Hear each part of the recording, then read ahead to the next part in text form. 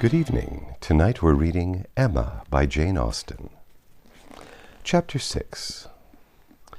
Emma could not feel a doubt of having given Harriet's fancy a proper direction, and raised the gratitude of her young vanity to a very good purpose, for she found her decidedly more sensible than before of Mr. Elton's being a remarkably handsome man, with most agreeable manners.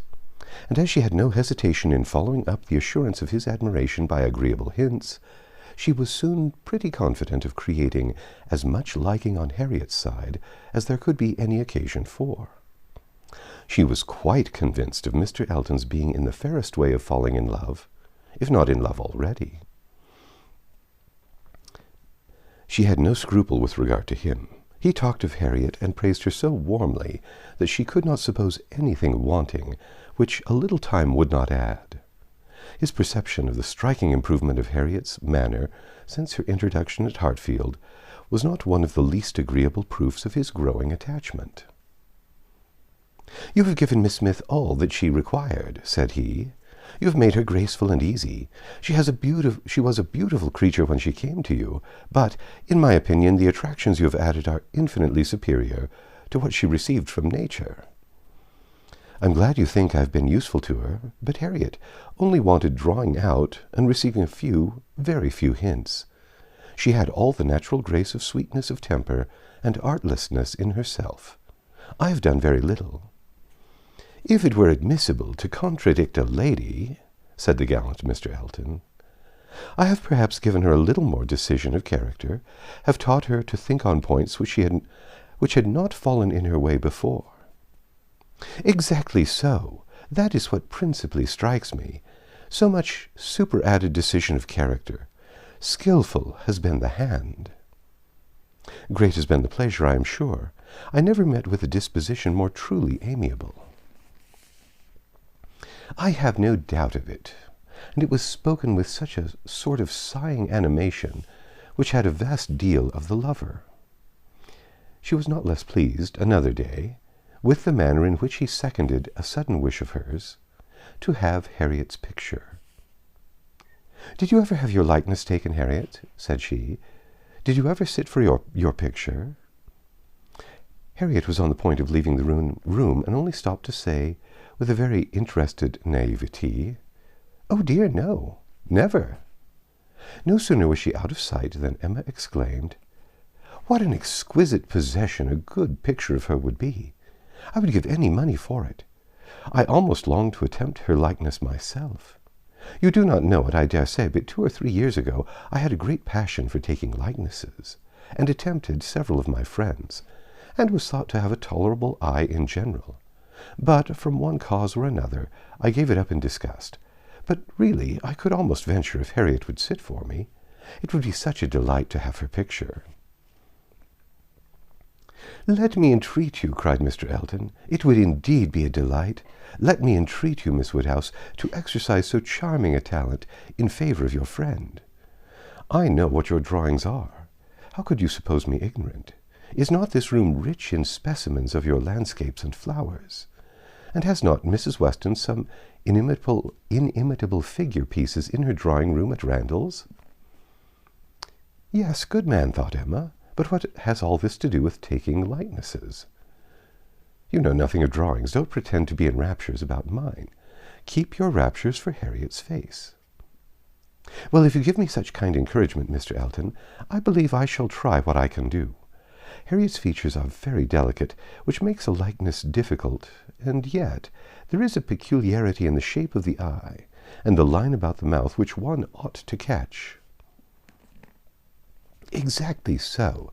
The shape of the eye and the lines about the mouth. I have not a doubt of your success. Pray attempt it. As you will do it, it will indeed, to use your own words, be an exquisite possession." "But I am afraid, Mr. Elliot, Harriet will not like to sit. She thinks so little of her own beauty. Did you not observe her manner in answering me? How completely it meant, 'Why should my picture be drawn?'" "Oh, yes, I observed it, I assure you. It was not lost on me, but still I cannot imagine she would not be persuaded."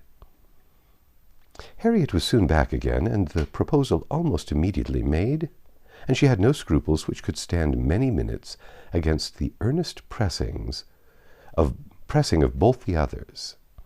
Emma wished to go to work directly, and therefore produced the portfolio containing her various attempts at portraits, for not one of them had ever been finished, that they might decide together on the best size for Harriet. Her many beginnings were displayed. Miniatures, half-lengths, whole lengths, pencil, crayon, and watercolor had all been tried in turn.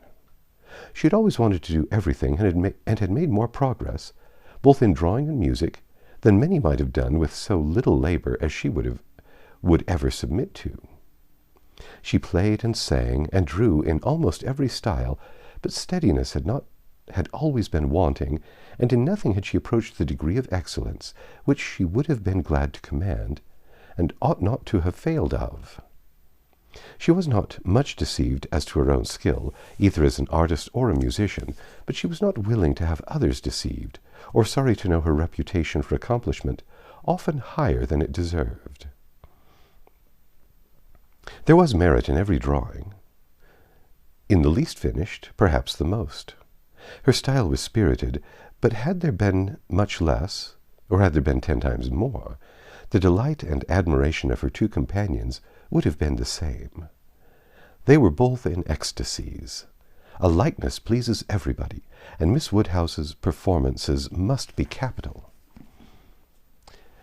"No great variety of faces for you," said Emma. "I had only my own family to study from. There is my father, another of my father, but the idea of sitting for his picture made him so nervous that I could only take him by stealth. Neither of them alike. Therefore Mrs. Weston again, and again, and again, you see. Dear Mrs. Weston, always my kindest friend on every occasion. She would sit whenever I asked her. There is my sister, and really quite her own little elegant figure, and the face not unlike. I should have made a good likeness of her, if she would have sat longer, but she was in such a hurry to have me draw her 4 children that she would not be quiet. Then here comes all my attempts at 3 of those 4 children.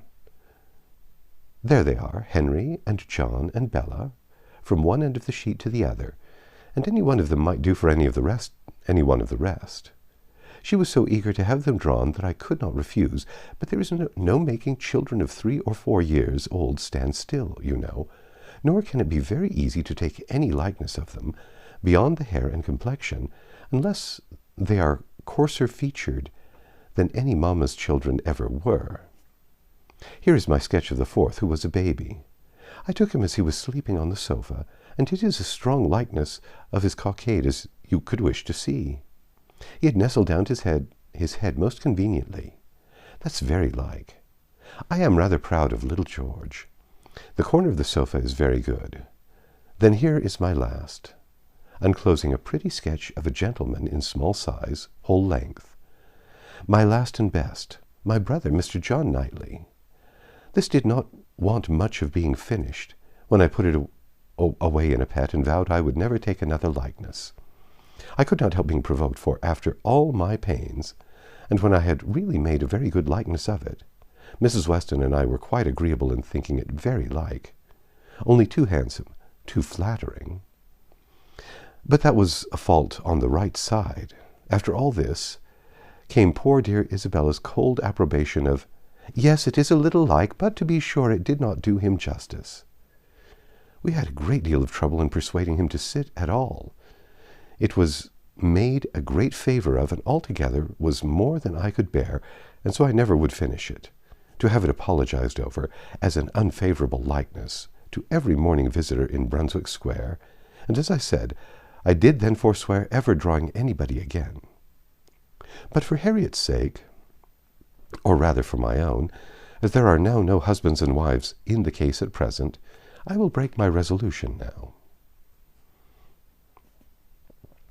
Mr. Elton seemed very properly struck and delighted by the idea, and was repeating, "No husbands and wives in the case at present, indeed, as you observe. Exactly so, no husbands and wives," with so interesting a consciousness that Emma began to consider whether she had not better leave them together at once. But as she wanted to be drawing, the declaration must wait a little longer. She had soon fixed on the size and sort of portrait.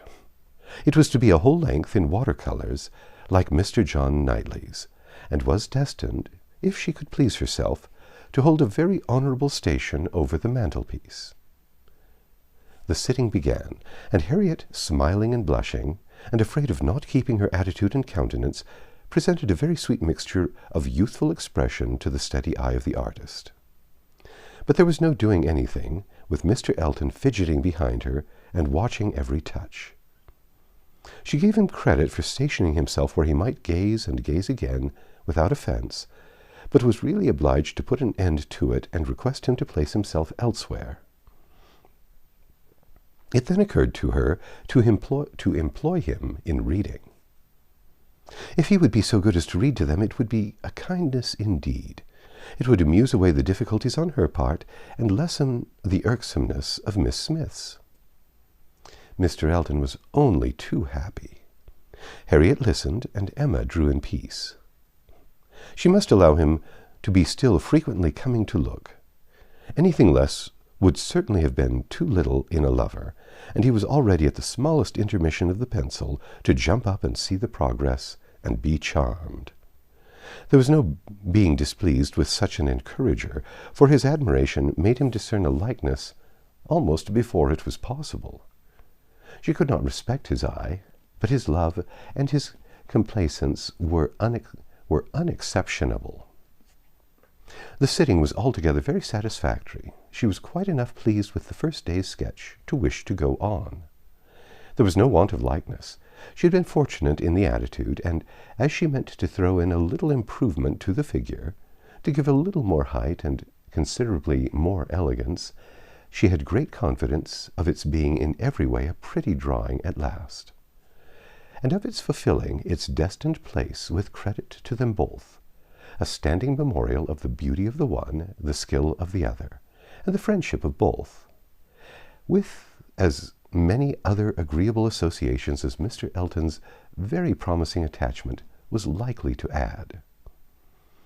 Harriet was to sit again the next day, and Mr. Elton, just as he ought, entreated for the permission of attending and reading to them again. "By all means, we shall be most happy to consider you one of the party." The same civilities and courtesies, the same success and satisfaction took place on the morrow, and accompanied the whole progress of the picture, which was rapid and happy. Everybody who saw it was pleased, but Mr. Elton was in continual raptures, and defended it through every criticism. "Miss Woodhouse has given her friend the only beauty she wanted," observed Mrs. Elton to him, not in the least suspecting that she was addressing a lover.